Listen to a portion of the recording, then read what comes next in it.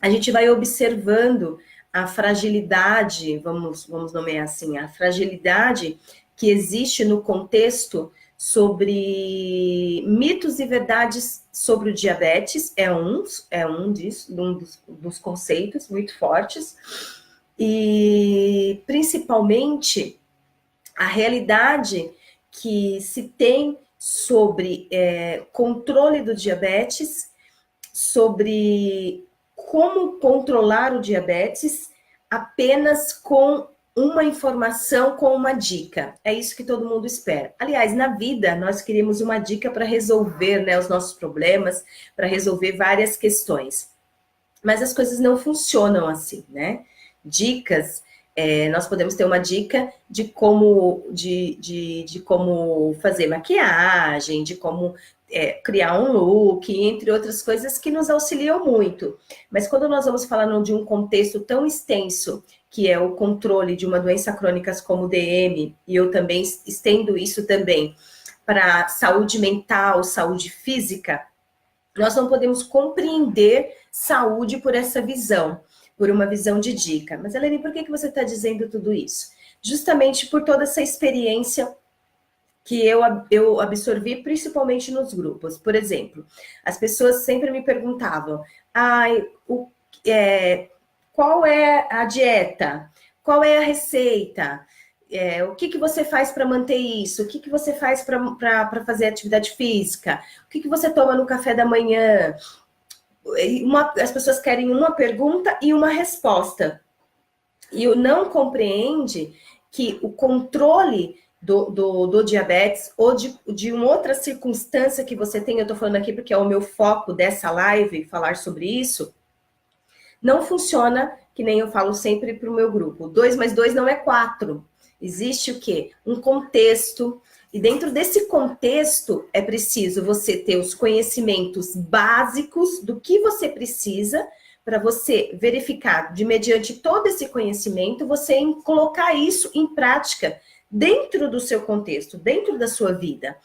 Por isso que a educação, em diabetes, ela trabalha com isso, com conhecimento, para que mediante esse conhecimento você possa, junto com a sua equipe médica, ter condições de discutir com ele, né? Discussão que eu falo é de colocar a sua visão referente o que está sendo bom para você, como que você conhece o seu corpo, como você tem sentido, ou seja, de você ser o quê? Co-participante de um processo de educação. Por quê? A falta desse protagonismo, vamos dizer assim, por parte do diabético e por parte da pessoa que é recém-diagnosticado, que já é diagnosticado há muito tempo, do DM1, do DM2, é que traz esse contraste que nós estamos vivendo hoje, ou seja, nós vivemos hoje na era onde informação, conhecimento está disponível aí nas redes sociais, está disponível na internet, no Google, para você saber o que é o diabetes, o que é DM1, o que é DM2, o que é um diabetes LADA, o que é um diabetes MOD, outros tipos de diabetes gestacional, para você compreender a relação de alimentação, como é importante a reeducação alimentar, a propriedade da alimentação, e mesmo assim nós estamos aí vivendo uma era onde o contexto do número de diabéticos estão cada vez mais longe desse aspecto de ter essa estrutura de conhecimento. Então, referente, pensando a tudo isso, pensando em tudo que, o que eu estou falando com vocês hoje não nasceu do nada. Aí eu quero falar sobre isso hoje.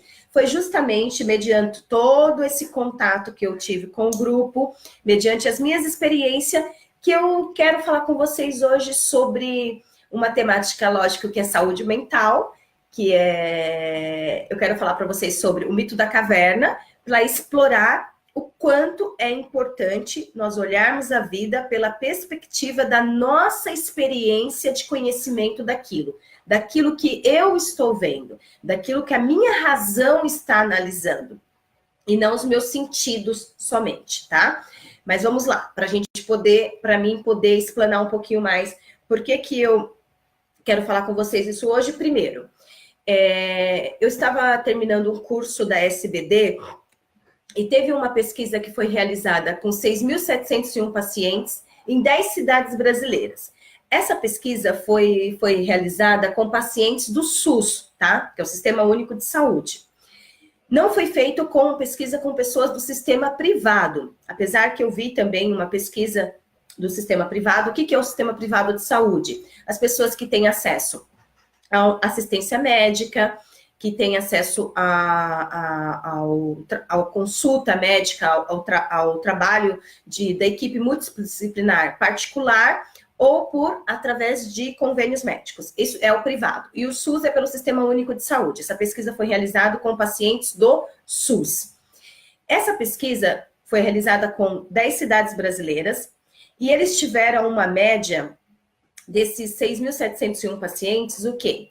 Da hemoglobina glicada. Hemoglobina glicada, eu não vou explorar totalmente todos os termos aqui do que nem eu falei, se você não souber o que é hemoglobina glicada, me chama no direct depois que eu passo para vocês, mas só para ser bem rápida, bem clara, para a gente poder chegar ao que é hemoglobina glicada. A hemoglobina glicada, ela faz, a gente não está falando linguagem técnica, tá? Tô falando linguagem clara para que vocês compreendam. A hemoglobina glicada, ela faz uma prévia de como ficou a sua glicose no seu sangue nos últimos 3 meses. Ou seja, a glicose ficou em excesso na corrente sanguínea, ela vai lá, gruda nas hemácias, a quantidade de glicose grudada lá na hemácia, que eles fazem uma média. É uma média 100% segura? Não. A hemoglobina glicada, junto com o exame de ponta de dedo, e que é o que você vai ter lá, a monitorização glicêmica, que o seu médico vai ter uma noção como que está o seu tempo de meta, de glicose, como que tá, se tá acima, se tá assim, lembro da meta glicêmica que eu já falei aqui com vocês. Bom, então, a hemoglobina glicada, através dessas pesquisas, o que eles levantaram? O DM1, apenas 10% dos diagnósticos com DM1 tem a meta de hemoglobina glicada que é abaixo de 7, apenas 10%. Ou seja, 90% dos diabéticos tipo 1 não estão com a hemoglobina glicada dentro da meta glicêmica, para evitar as doenças crônicas, que é abaixo de 7, tá? No DM2, tem um pouquinho melhor. 27% dos DM2 tem uma glicada abaixo de 7, tá? E 73% está maior que 7. Ou seja, dos DM1, 10% estão dentro do padrão de bom controle, e 90% não estão, e no DM2, 20% estão no padrão de bom controle e 73% não estão. E onde se tem o pior controle? Muito legal dessa pesquisa é isso também. E nesse grupo também de WhatsApp que eu criei, meu marido, né, o excelentíssimo marido, ele trabalha com inteligência artificial, com Big Data, então ele fez um levantamento para mim de onde foram as maiores pessoas que estavam comigo no grupo, né? Então, a maioria das pessoas que eu percebi, eu tive um número muito grande de pessoas que eram do norte e do nordeste, muitas pessoas vieram no grupo, e dessa região também eu consegui fazer o levantamento onde tinha informações mais rasas sobre o que era o diabetes. Isso casou com o resultado também de pior controle. O norte e o nordeste foi onde se teve o maior nível de alta de hemoglobina glicada, que ficou entre 8 e 9, ou seja, acima da meta de um bom controle. Centro-oeste ficou com uma média de 8,1, sudeste 8,4 e o sul teve uma média de melhor controle, assim, abaixo, que foi 8,3. Mediante esses resultados, a gente para pensar como que nós conseguimos hoje, né, com tanta evolução que nós temos em medicação, né? A medicação do DM2 hoje, nós que somos DM1, quem é DM1 que está aqui comigo, pode pensar juntamente, pode sentir isso junto comigo. Eu falo assim, poxa, como se tem possibilidades de ter medicações muito boas, muito eficientes para se manter um bom controle? É lógico que as medicações mais atualizadas, mais modernas, têm um custo financeiro, sim, mas tem à disposição. Ponto. Não é porque as medicações são caras, que a insulina são caras, que eu não vou desejar que cada vez se tenha melhor medicação. Porque no momento agora eu posso não ter acesso a essa medicação, mas no futuro próximo eu posso fazer uma organização financeira para poder ter acesso a esses medicamentos. Então, ou seja, o arsenal de medicações que se tem hoje, perto do que se tinha há 10, 20 anos atrás, gente, é muito superior, muito superior hoje para o tratamento. DM1, a mesma lógica, tá? Nós tínhamos acesso há 20 anos atrás, há 20 anos atrás era que de medicação, 25, quando eu fui diagnosticada, logo depois saiu os insulina mais moderna, mas eu também não tinha acesso, condições financeiras para manter. Mas mesmo assim, nós tínhamos a NPH, tinha regular e algumas insulinas ultras rápidas.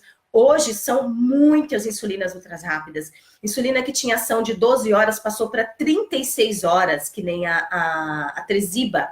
Dura até 36 horas no corpo, ou seja, avanços tecnológicos, nós temos o Libre, nós temos aparelhos de tudo quanto é modelo, que mede pressão, cetona, várias coisas nós temos à disposição. Eu estou falando que nós temos à disposição, eu não estou falando da característica econômica que dá acesso a isso. Porque mesmo em característica de classe média alta, que tem condições de se ter esses arsenais de medicações, também não apresentam uma média de bom controle, que tinha que ser o ápice, porque eles têm todas essas tecnologias. Então, o problema não está 100% centrado aqui nas condições financeiras, tá? Vamos deixar isso bem claro, porque talvez isso seja uma das coisas que nós precisamos desconstruir. Como que eu vou desconstruir isso, Elaine, que é a realidade do meu país? Espera aí que nós vamos chegar lá. E é sobre isso que eu quero falar com vocês. Justamente isso que eu queria iniciar, falar essa live para vocês hoje, para poder estar apresentando o que eu quero falar com vocês hoje, e realmente para a gente poder trabalhar essa parte nossa do que é o racional e não deixar nós também sermos guiados somente pelo quê? Pelos nossos sentidos, pelo aquilo que nós vemos, pelo aquilo que nós estamos ouvindo, o que está acontecendo ao nosso redor, e não nos colocarmos como protagonista nessa história. Porque, olha, se eu ficar, né, se eu for falar aqui, todo mundo vai falar, que nem tem um comentário aqui, sobre a medicação, tudo é difícil, quando não é difícil, é caro. Sim, é difícil, é caro, eu sei muito bem disso. Mas aí tem uma questão que eu preciso me perguntar, que foi o que eu falei no grupo esses dias. É a minha saúde, é a minha vida, né? É o que eu tenho, é meu. A vida, o respirar, o que eu estou fazendo aqui, só eu posso fazer por mim. Nenhum governo, nada pode fazer, eu posso fazer. É esse o contexto que eu tenho? Um país onde eu tenho uma saúde que não me ajuda, sistema único de saúde que não colabora com muitas coisas, tal. O que eu posso fazer além do que está proposto para mim? O que eu tenho é isso. Eu tenho aqui, eu tenho SUS. O que eu vou ficar falando? Eu vou falando que as pessoas que têm condições financeiras podem cuidar? Não, é justamente isso que eu quero falar sobre o mito da caverna.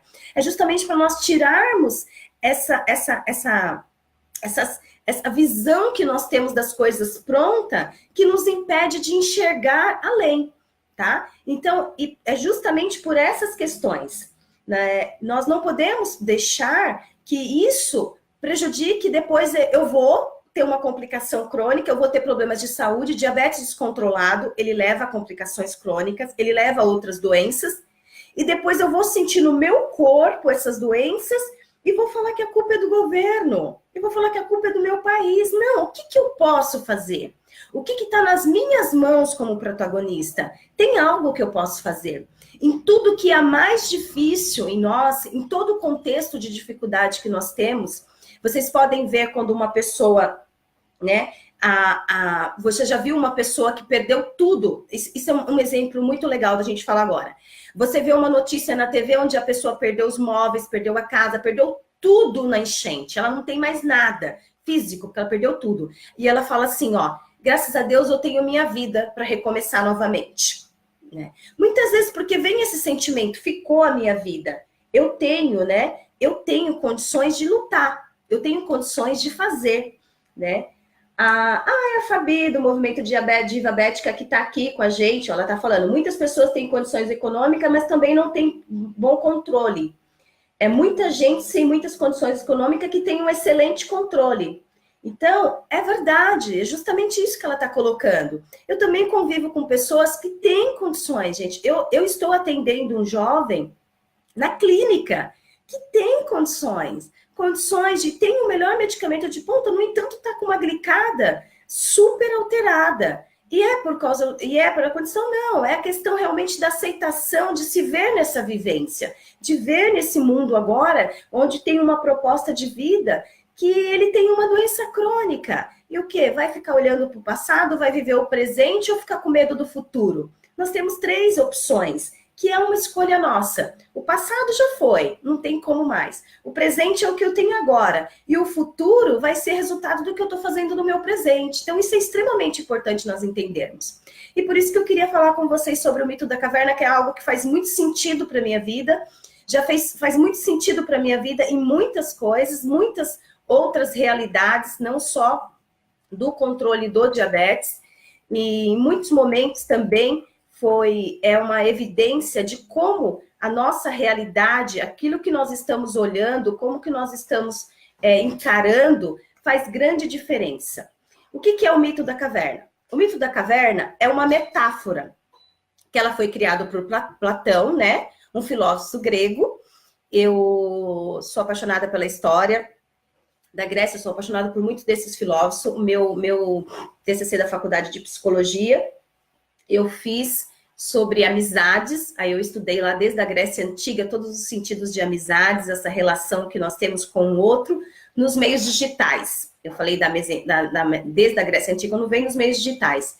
E de lá para cá, eu estudei muito desses filósofos e confesso que foi uma coisa que eu me apaixonei muito.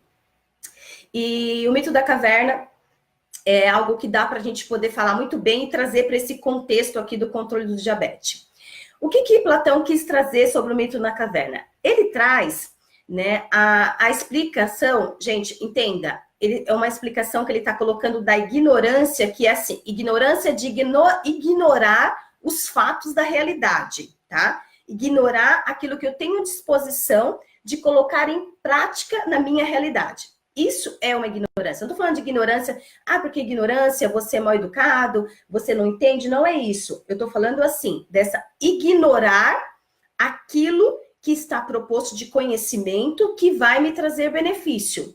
Eu tenho uma decisão, uma crença que não vai resolver, que é isso, que é o SUS, que o governo que é culpado, então eu ignoro. Eu jogo para o meu inconsciente, passo batido e não quero saber mais sobre isso, tá? Então, ele fala o mito da caverna fala dessa ignorância que vive os seres humanos, né? Que para atingir o mundo real de existência, né, ela tem que ser tem que ser o quê? Acima dos sentidos e utilizar muito mais a razão. Esse mundo só conseguia ser atingido quando o indivíduo percebesse as coisas ao seu redor, a partir do pensamento crítico racional. Lembra que nós estamos falando aqui nessa noite? O pensamento crítico racional, razão. Eu tenho uma doença crônica. Se eu usar de todos os meus artifícios daquilo que eu não posso fazer para me cuidar, quem vai ser prejudicado sou eu. Então, eu vou ter mais razões para reclamar, e a vida, quando a gente reclama, quando a gente tem motivos para reclamar, a vida vai ficando muito mais pesada. Eu gosto de usar muito o termo. Eu opto levar a vida no coração do que nas costas. Quando eu reclamo, quando eu vejo muito que tem de negativo, eu acabo levando peso nas costas. E quando eu olho para o que tem de positivo, mediante muita coisa que está ruim para mim, eu opto olhar uma saída que tem e caminhar por ela, eu começo a dar uma leveza na vida e trazer ela mais para o coração, de olhar para as coisas boas. E nós não temos, para nós fazermos isso, nesse contexto que nós vivemos do bom controle, o que é necessário?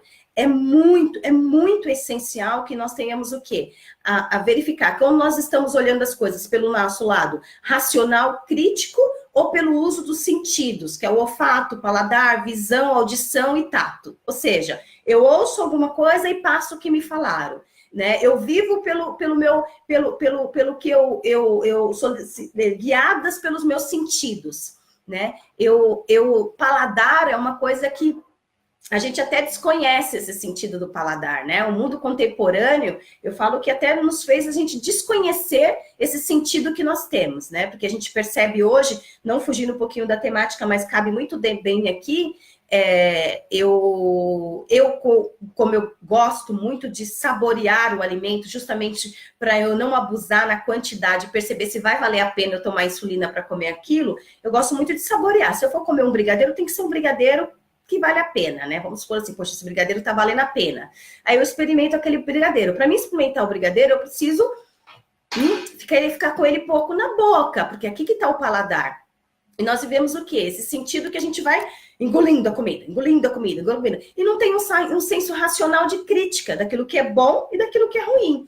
E normalmente quando você tem esse senso de crítica, você é tida como enjoada. Nossa, que enjoada, tudo é ruim, tudo é ruim. Não, eu aprendi a usar o meu paladar. Então eu sei muito bem como eu tento racional ver aquilo que é bom, que é gostoso para mim e o que não é.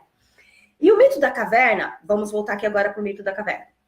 Ele fala justamente disso. Platão conta uma história para poder conseguir explorar o quanto essa visão do homem levado pelo seu sentido e o homem crítico racional impede a não ser um homem crítico racional, impede de um crescimento, um artifício de longos alcances na vida, de alcançar coisas na vida. Então o mito da caverna ele fala sobre o quê? Sobre os prisioneiros, que desde o nascimento existia uma caverna e alguns homens ficaram presos nessa caverna desde o nascimento, acorrentados. Eles viviam presos em correntes, lá no fundo da caverna, onde passavam o tempo todo olhando para a parede. Imagina, homens acorrentados olhando o tempo todo para a parede. A iluminação da caverna, ela é gerada por uma fogueira, tá? E entre essa fogueira existia uma plataforma, onde eram exibidos objetos, onde os prisioneiros não viam os objetos, mas eles viam o quê?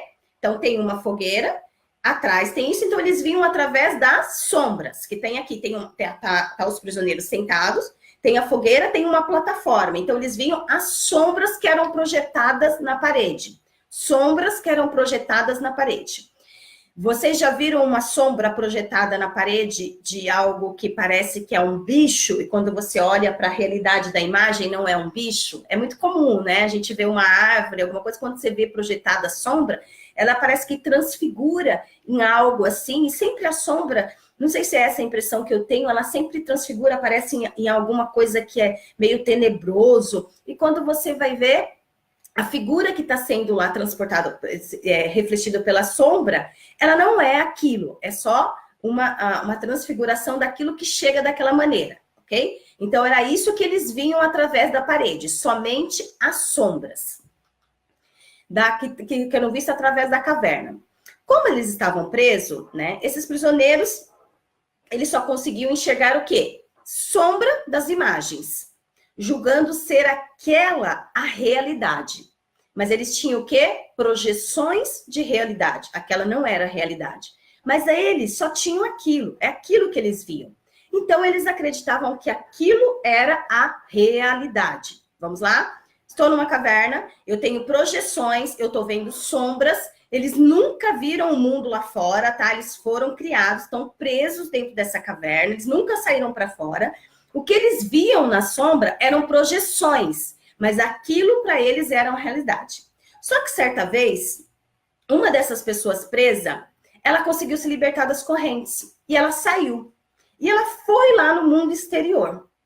A princípio, você imagina, uma pessoa numa caverna, um lugar escuro, onde ela não via a luz do sol. Você imagina essa pessoa, de repente, pá, clareia e dá com aquele sol. Como que ficou a visão?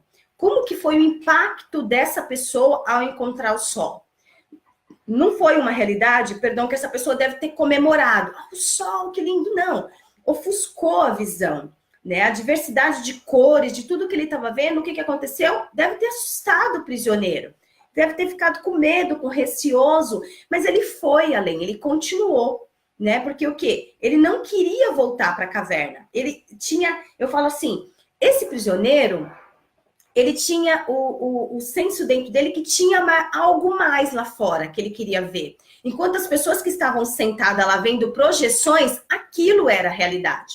Lembra que nós estávamos falando aqui? Vamos voltar aqui para a gente fazer uma contraposição. Se eu vou falar do serviço público, das medicações que é cara, que tudo que é bom que tem acesso, eu não tenho condições, qual é a projeção? Qual a imagem que eu estou vendo? Eu estou sentada aqui na caverna, o que eu estou projetando a todo momento? Mas existe um mundo lá fora. Existem outras saídas, existem outras coisas lá fora que também eu posso fazer que nem esse prisioneiro, sair para fora e olhar. Só para a gente poder fazer uma ligação aqui, para ficar mais claro, e não ficar tanto dentro da filosofia, dentro da psicologia, para vocês compreenderem. Então, esse prisioneiro, quando ele viu o mundo lá fora, o que ele quis fazer? Ele quis voltar para a caverna, mas ele queria falar para os seus amigos que tinha lá fora. As novidades, o que ele descobriu. E ele foi e voltou lá fora para poder falar com os amigos. Assim que ele quis voltar para a caverna e compartilhar com os outros prisioneiros todas as informações e experiências que existiam no mundo exterior. Ele volta à caverna e fala aos prisioneiros o mundo que existia lá fora. Porém, eles não acreditaram. Eles não acreditaram que existia esse mundo lá fora. E muitos deles continuaram ali na projeção. O mito da caverna, aí ele vai explorar, né? Platão, quando ele se reunia, de várias maneiras ele explorava. Agora eu complemento aqui. Eu acredito que muitos falaram assim, existe nada, eu tô aqui tranquilo, eu tô bem com o que tá acontecendo aqui, eu não vou querer sofrer mais, e ficou ali. Outro falou assim, cara, eu vou com você, isso aqui para mim não tá bom, eu quero melhor. Eu não acredito nisso, e que acompanhou eles. Outros devem ter saído, quando viu o sol, achou melhor voltar para trás, desistiu. Foi a primeira dificuldade, o clarão do sol desistiu. Porque tinham muitos prisioneiros. Então, eu posso relacionar cada um aqui numa condição que eu posso trazer agora para o nosso contexto, que é trabalhar com a condição que nós temos aqui, que é ser portador, ser diagnosticado com uma doença crônica, como diabetes, sendo outras situações na vida, sendo a perda de um emprego, uma perda de familiar. Eu gosto muito de explorar, porque para mim o diabetes é apenas um músculo. Existem muitas outras questões na nossa vida, sabe? Às vezes, quando muitas coisas não estão bom, a gente quer eleger alguma coisa. E às vezes, muitas coisas na nossa vida não está legal, e a gente pega e culpa... tudo é por causa do diabetes. Não, a vida é difícil para todos, tá? Tem uma informação para falar para vocês que a vida não é fácil, a vida é difícil para todos, né? Até algo que eu quero falar com vocês, que esse dia eu estava conversando com meu esposo, que fala assim, o sol nasce para todos, a sombra não. A sombra não nasce para todos. Para você conquistar a sombra, existe trabalho, existe suor, mas isso é um assunto para outros. Então, se o sol nasce para todos, as coisas boas nascem para todos, os problemas nascem para todos, porque isso se chama vida. Mas o que isso traz para a gente do mito da caverna? Ela traz para nós o quanto o ser humano pode se tornar uma pessoa o quê? Alienada, ao conviver apenas com a dedução do que é certo e do que é errado. Tá? Para Platão, a caverna simbolizava o quanto os seres humanos viviam acorrentados pelas crenças, culturas e outras informações do senso comum, que são absorvidas ao longo da vida, enquanto que a corrente simbolizava a ignorância que nos prende, tá? E sobre isso que eu quero explanar aqui sobre nós. E essas ignorâncias que nos prende, que nos deixam lá com ideias pré-estabelecidas e não buscamos um sentido racional para determinadas coisas. Por que essas ideias estabelecidas? Você recebe o diagnóstico, a gente vai passar numa nutricionista e a gente tem na cabeça que a nutricionista tem que resolver tudo. Ela tem que saber o que eu gosto de comer, ela tem que deixar a receita pronta para todas as receitas de todas as refeições, aí faz um cardápio para 7 dias, para um mês, tudo a nutricionista tem que saber.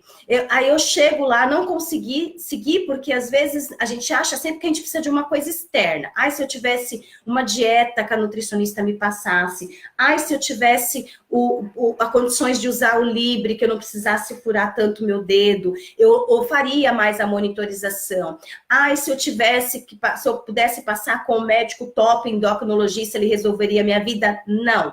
Não. O que resolve as questões internas são as questões de como eu enxergo a minha questão interna. É aquele prisioneiro que saiu da caverna e quis ver o mundo lá fora. E quis buscar as informações, voltou e passou para os amigos, falou, ó, lá fora tem um mundo assim, tem dificuldade, tem rio para atravessar, tem sol, tem chuva, tem animais predadores, a gente vai ter que correr, vamos correr atrás de comida. Ele falou um monte de coisa para ele, mas tipo assim, vocês querem enfrentar? Vamos embora? Muitos não quiseram, ficaram lá. Assim também é nós podemos nos ver desta maneira. Que maneira que nós estamos olhando para o nosso diagnóstico? Gente, nós temos assim, ó, nós estamos no século XXI, nós estamos, por mais que nós vamos falar do SUS, que nós temos um país onde nós temos a saúde nós temos a saúde, realmente não é um sistema de saúde bom, eficiente, mas nós também não podemos deixar de enxergar que nós ainda temos disponibilizando aí, por mais que seja, nós temos um tipo de insulina que é gratuita, eu posso falar isso para você como causa e como pessoa que fez uso, eu utilizei insulina NPH por 15 anos, e por 15 anos, durante uma vez eu tive uma descompensação. Com a insulina NPH, eu mantinha em 7, 7,5, mas não passei, eu cheguei a uma descompensação que eu relato lá no meu livro, foi com uma outra situação na minha vida muito difícil, que foi a perda do meu pai. Com isso, eu mantinha um bom controle com a NPH, dentro do que estava ao meu alcance, sem conhecimento. Por isso que eu falo que dá para fazer.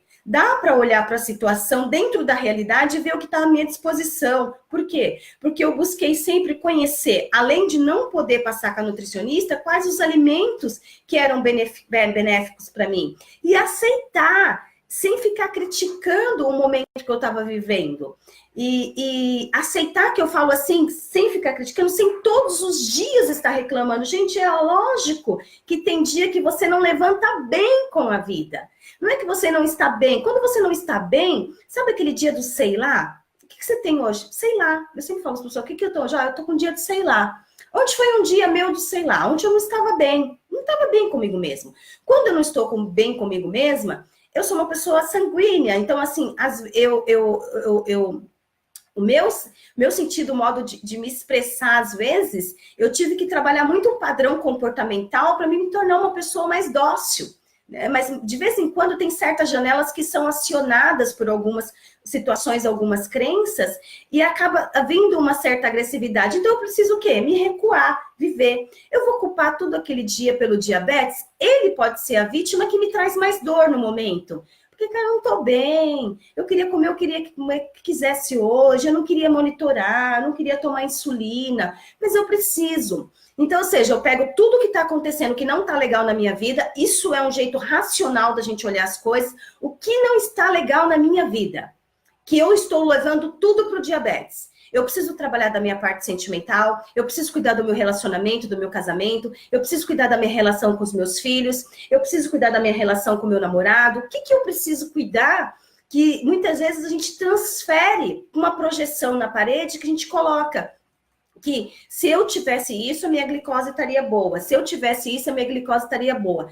Nós não somos o diabetes. Nós vivemos com uma doença crônica, mas nós temos uma história, nós temos uma vida. Nós temos várias coisas que nós passamos. Nós temos dificuldades profissionais, nós temos dificuldades sentimentais, nós temos dificuldades em outros problemas de saúde. Esse mês agora eu tive fazendo uma bateria de exame por um outro problema de saúde. E imediatamente quando eu comentei com alguém, ela falou, é por causa do diabetes? Eu falei, não, né? Eu falei, várias mulheres têm esse problema, não é por causa do diabetes, né? E as pessoas já... Porque nós precisamos de nós somos causa e efeito. Isso causou isto, né? Lógico que o DM2, ele é derivado muitas vezes, 10%, do 90% dos casos do DM2, esse número absurdo é realmente pela obesidade, pela alimentação, pela falta de atividade física, mas em tudo isso, essa causa e esse efeito que nós queremos uma resposta única, é que nos impede de sermos racionais, de analisar o nosso contexto, de analisar enquanto protagonista, o que a publicidade está me ensinando, o que é bom para a alimentação, o que a mídia está me vendendo, o que a mídia está me vendendo para eu poder gastar todo o meu salário, ter que fazer hora extras o tempo todo, que não sobra tempo nem de eu parar para ir para academia, porque eu não tenho tempo, porque meu cartão de crédito, minha fatura tá enorme lá, e eu sou levado pela mídia, pelo impulso, pela pulsão de comprar, pela pulsão de... Quem que está influenciando a nossa vida? Sou eu que estou dirigindo a minha vida? Ou eu sou dirigida pelos impulsos das propagandas que tem? E são tantas coisas que nós precisamos ter essa racionalidade para poder poder analisar a nossa vida, a nossa existência, para nós conseguirmos compreender e para nós conseguirmos entender que o conhecimento é muito importante para você manter um bom controle do diabetes. Educação em diabetes significa isso. Quem educa um filho aqui? Quem é mãe aqui que educa um filho para na hora que ele estiver passando por um perigo, ele ter que pegar o celular e te ligar e ver o que ele vai fazer? Quem aqui a mãe educa um filho quando ele estiver passando por um momento de tentação, de fazer algo errado, ele ter que parar e falar assim, mãe, o que eu faço agora? Não, mas você educa o seu filho com a ética do que é certo, do que é correto. Você educa, cada um tem um processo, um contexto de vida que ensina. Eu procurei sempre ensinar para o meu filho do coração, tipo, muito primordial, não joga lixo na rua, né? Fica com o papel na mão e vai encontrar. Então, para ele, isso, jogar o lixo na rua, faz parte do contexto dele, que ele foi educado para isso. Tá? Minha mãe, meu pai nos ensinou que desde criança nós tínhamos que chegar e pedir bênção para os meus avós. Quando meus avós eram vivos, depois de casada, eu chegava e falava benção avô, benção avó. E para alguns tios meus eu faço isso até hoje, porque a minha educação me ensinou isso. Mesmo que hoje, eu com a idade que eu tenho, tendo muitos conhecimentos, isso faz parte do meu contexto, da minha educação.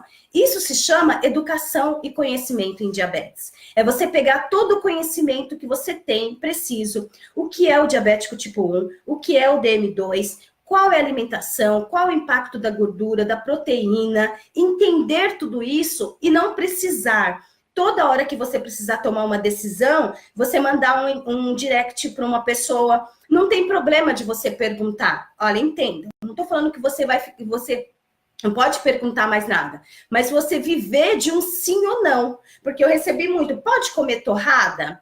Pode comer isso? Pode comer aquilo? E eu respondia para a pessoa, que hora que você vai comer essa torrada? Quantas torradas?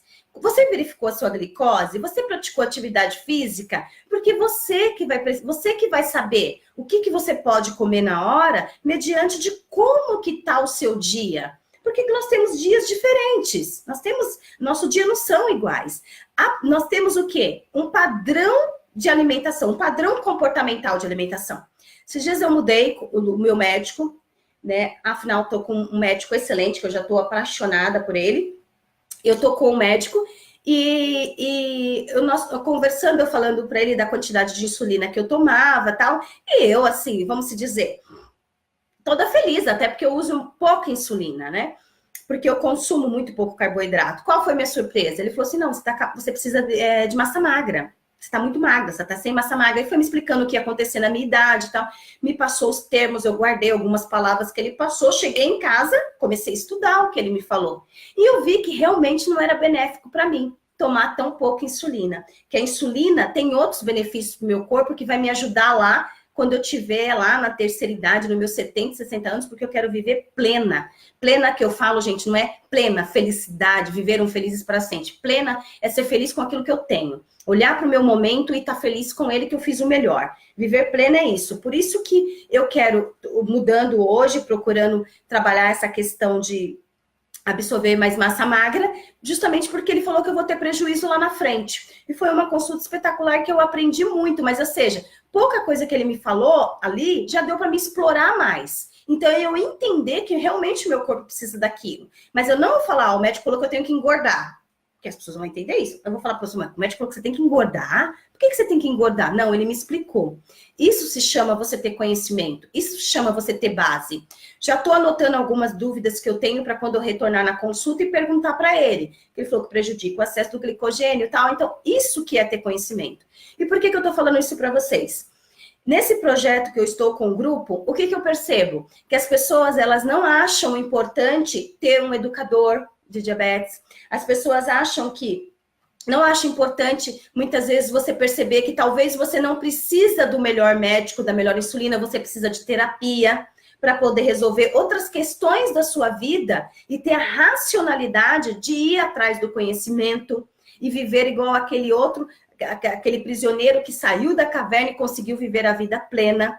Às vezes, você também só precisa de um ajuste realmente de uma boa nutricionista, bons profissionais, você não vai encontrar em qualquer, você não vai encontrar em qualquer lugar assim, que eu digo, porque quando você sai da faculdade, você sai com todo, e as pessoas vão se especializando. Então, é muito importante que você busque uma nutricionista que seja especializada, que conheça o máximo, não é o mínimo, gente. Nutricionista, ela tem que conhecer o máximo sobre o que é o diabetes, o que é o DM1, o que é DM2, insulina, medicamento, tem que conhecer sobre isso, para poder saber o que é o teu contexto e te informar muito bem sobre isso.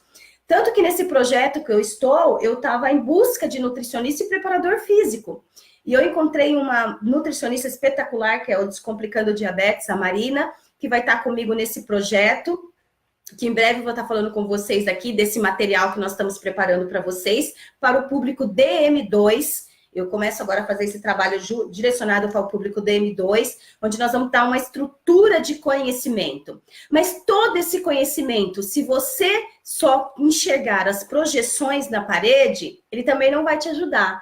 Aí você vai falar que o material, isso também não ajudou, educação em diabetes não ajuda. Então, qual que é a mensagem, o que eu quero deixar para vocês nessa noite?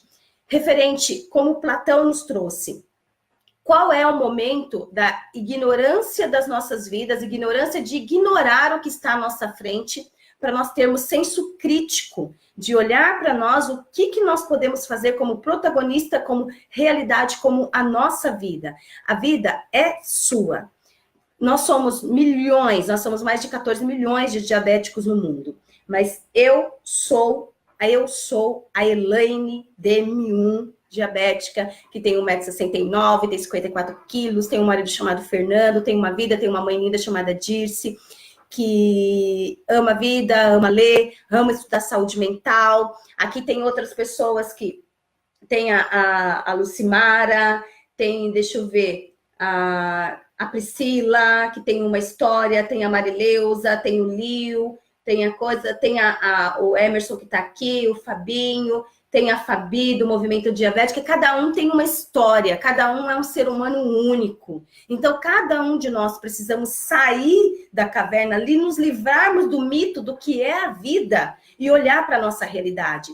Isso eu estou falando dentro do contexto de cuidados do diabetes, mas isso seja para qualquer área da tua vida. O que o senso comum diz, né? Nesse grupo eu demorei muito para conseguir fazê-los entender que o chá não pode ser protagonista do tratamento. O chá, ele pode ser o quê? Ele pode fazer parte do processo, mas ele não é o protagonista. Não é ele que controla a glicemia. Tanto que um grupo, uma determinada vez, ele falou assim, eu tô tomando tal chá e a minha glicose está ótima. Todo mundo começou a perguntar qual que era o chá. E eu fui lá, dei uma de Sócrates lá, né? O método maêutico, e comecei a perguntar. Você faz atividade física? Ah, sim, coloquei várias perguntas. Você faz atividade física? Reeducação alimentar?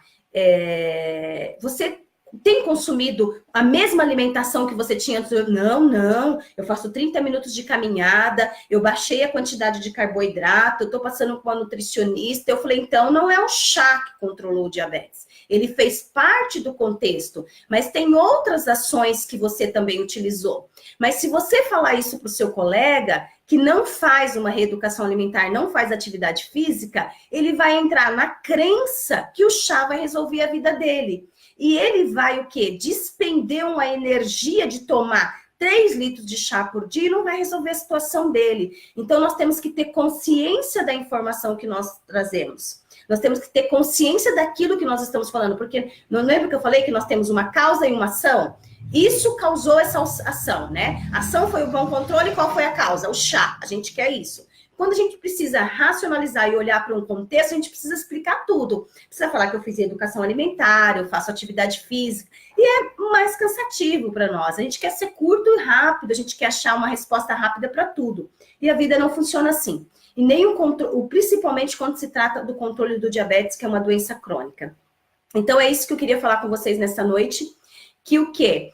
Você pode continuar nas sombras da caverna ou ver a realidade da vida. Nós podemos continuar aqui com um discurso válido, válido, realmente, o quanto é caro, o quanto se fosse mais barato, o quanto se fosse mais acessível, mas essas questões que são realidades para nós, elas não vão mudar a nossa condição, que nós precisamos nos cuidar e precisamos ter uma diabetes dentro do controle para evitar complicações crônicas. Ou seja, eu não posso projetar na parede e acreditar naquela realidade que isso vai me livrar, porque não vai me livrar.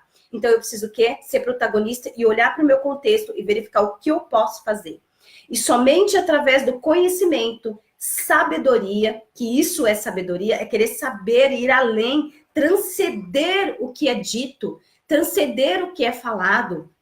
O que é ir além? Vocês saem daqui, vai lá, verifica mais vídeos sobre o que é o mito da caverna, o que o filósofo fala, o que a psicologia fala, verifica vários insights que você pode estar vendo quando você estiver ouvindo falar sobre esse mito, sobre essa, você vai ouvir falar sobre mito, alegoria da caverna, explore mais esse assunto, se alimente sobre isso e vê o que pode trazer dentro da sua subjetividade de você enxergar o mundo, né?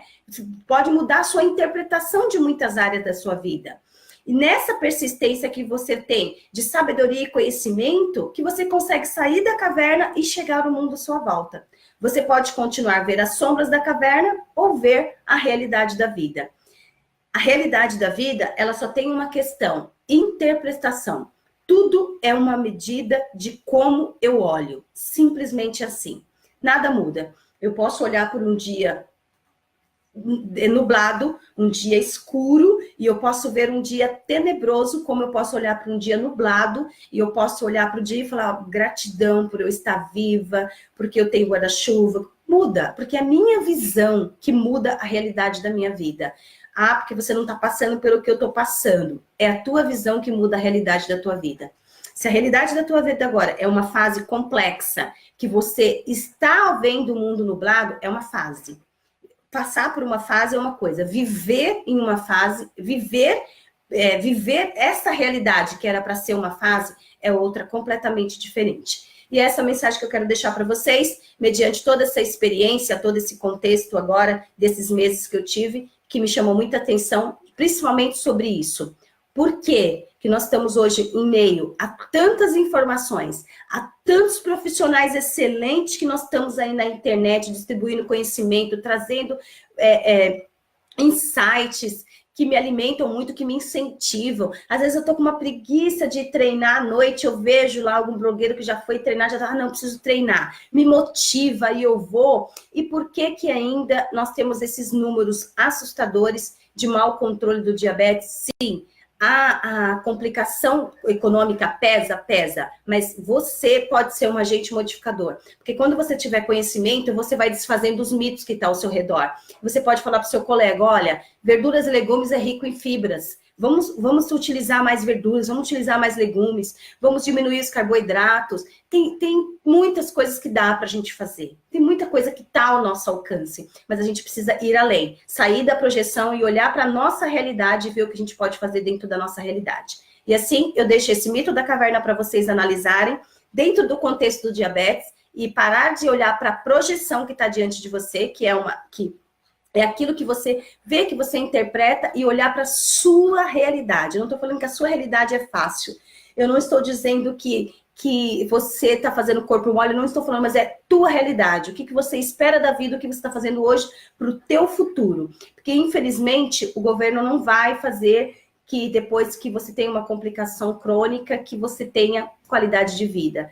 Uma complicação crônica, ela limita muito o diabético, né? A vida do diabético, mas se você hoje colocar, implementar dentro da tua realidade pequenos passos que você possa manter um bom controle e até mesmo trabalhar a questão da economia, daquilo que você pode investir em você, na sua saúde, você pode pensar se você não pode... O que você pode deixar de comprar, de roupa? Não sei, o que você pode olhar para você hoje? O que você pode tirar para investir numa boa consulta com uma nutricionista? Para investir numa boa consulta com um endócrino? Eu não sei, qual que é a sua realidade? O que está à sua disposição? Mas comece a pensar sobre isso. Se você tirar a sua projeção da parede da caverna e olhar para a tua realidade, no teu contexto, sem achar, sem terceirizar para o outro, porque você não faz, você pode achar uma saída bem legal e pode compartilhar comigo. Puxa, eu olhei para minha realidade, eu consegui fazer isso e eu tô bem melhor hoje, tá bom? A Marina tá aqui comigo, uma nutricionista que eu falei para vocês, Descomplicando Diabetes. Muito bom o trabalho dela. Elaine, a DM1 durante a juventude é mais difícil de controlar a glicemia? Tenho um filho de 16 anos que a glicemia está sempre em torno de 200. Sim, Renato, o DM1, na adolescência, ele tem os hormônios contrarreguladores. Desculpa, pessoal. E esses hormônios contrarreguladores, ela realmente traz um descontrole glicêmico. É nesse momento que precisa de um ajuste de dose de insulina. A monitorização é muito importante, a atividade física, mas é muito comum mesmo, esse descontrole na fase que se fala da puberdade, onde se tem muito esses hormônios contrarreguladores, tá?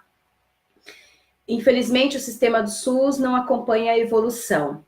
Só é sobre diabetes, gostaria de saber sobre hiperinsulinismo.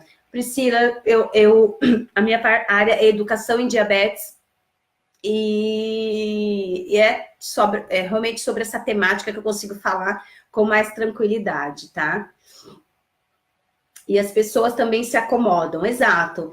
O SUS não acompanha a evolução e as pessoas se acomodarem, então aqui, para a gente olhar mediante aquilo que a Priscila trouxe para nós, então, se o SUS não traz uma boa evolução, eu não posso me acomodar, porque a saúde é minha, não é do SUS, não é governo. A vida é minha, é eu que vou sofrer as consequências. Então, o que cabe ao governo, ele não faz por mim, eu preciso fazer o que está ao meu alcance de fazer pela minha saúde. É justamente isso que você falou. Não se acomodar. Sobre medicações, não é fácil, é caro. Nós falamos sobre isso. A Fabi compartilhando, perfeito, que está nas nossas mãos e deixamos passar.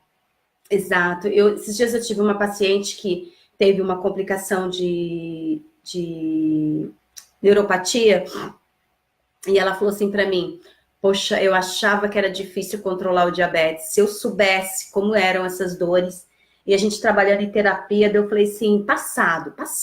O que a gente vai fazer agora para o futuro para viver bem? Nem adianta a gente ficar se lamentando, se eu soubesse, para a gente não ficar presa também ao passado. É olhar para frente. Mas isso cabe aqui realmente para a gente falar o que está nas nossas mãos e que nós deixamos passar, né? O que a gente pode fazer hoje. Ana Lúcia, na minha opinião, o descontrole está na falta de aceitação. É um dos principais fatores, passar pelo processo. A Ana concorda, a Fabi, beijo, Fabi.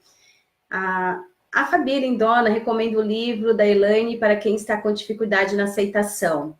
Eu acho que a saúde está em primeiro lugar. Deixo de comprar muitas coisas para comprar a minha insulina, de alto custo que o Estado parou de repassar. Exato. Aqui tá como RBK Nabi, eu não sei o nome. Ela falou uma frase muito boa. Gente, a saúde é em primeiro lugar. Nós estamos vivendo numa sociedade onde o ter um bom carro, ter coisas faz parte do sucesso. Sucesso é ter saúde. Sucesso é ter pleno com você mesmo. Então, nós precisamos pensar no que nós estamos investindo, o que nós estamos caracterizando como sucesso.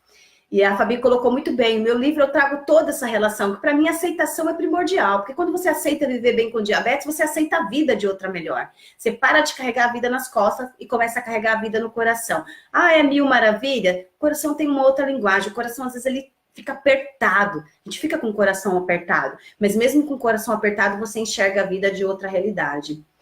Acho que o diabetes é mais acessível, o tratamento. Toda doença é o autocontrole. Tentar o tratamento da melhor forma ou chutar o balde, mas ainda bem que hoje é uma doença estudada. E fico feliz pela evolução dos profissionais. Exato. Nós temos tudo isso à nossa disposição hoje, muito bem colocado. Eu uso o NPH e tenho um bom controle, a Ana compartilhando com as vezes. Às vezes não sei distinguir minha oscilação de humor e as oscilações glicêmicas, mas de forma geral, quando estou assim, tento me resguardar, como você disse.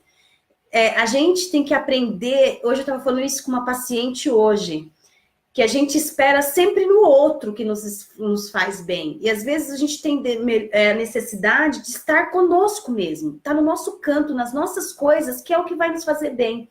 viver aquele momento. Porque às vezes estar com o outro, eu vou arrumar mais problema, eu vou ficar mais chateada. E é essa coisa do autoconhecimento, de você entender como você está. Porque às vezes a gente acaba se desgastando em problemas que não era pra gente estar. Sabe, a gente pega problema com as mãos. Quando a gente tem esse processo, a gente consegue entender, né? Se a gente tá com raiva, se a gente tá triste, como que a gente tem que se respeitar, né? E a Fabi coloca, se ficar com raiva do diabetes, ocupando a condição, porque às vezes tem relação, muitas vezes, ou não. Exato, não é um culpado. Isso se chama vida. A vida tem suas nuances, seus problemas. Aí tem o Rafael, minhas oscilações. Gente, tem bastante coisa aqui que eu não vou conseguir falar com vocês hoje. Tudo, não vou conseguir ler, porque já está acabando o meu tempo. A Ana, o Emerson, todos vocês que estão aqui comigo, que me acompanharam.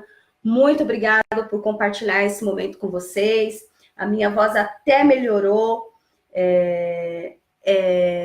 Até melhorou, até a gripe. Você percebe como eu entrei aqui com energia, com aquela voz carregada? Olha como que eu tô saindo agora, porque essa troca que a gente tem de passar, de vocês falarem, como isso é importante. Como isso é importante. Esse meio, essa oportunidade que nós temos, isso é momento de gratidão. Parabéns, Elaine, você só pode fazer por você. Exato, como o Emerson está falando. Só nós podemos fazer por nós. Ninguém pode fazer por nós. Então, você que gostou dessa live, compartilha com o seu amigo, fala para o seu amigo para poder rever se está nessa condição de aceitação, não aceitação. Eu vou verificar a próxima live qual a temática que eu vou falar com vocês, mas essa semana eu vou aqui colocando nos stories. Lembra que eu falei para vocês que eu queria colocar algumas indicações de séries, de livros, nos stories, que a vida precisa, às vezes precisa ir para outro contexto, ver outras situações para nos fazer sair da caverna? Essa é a ideia, ver outro contexto para sair da caverna, ok?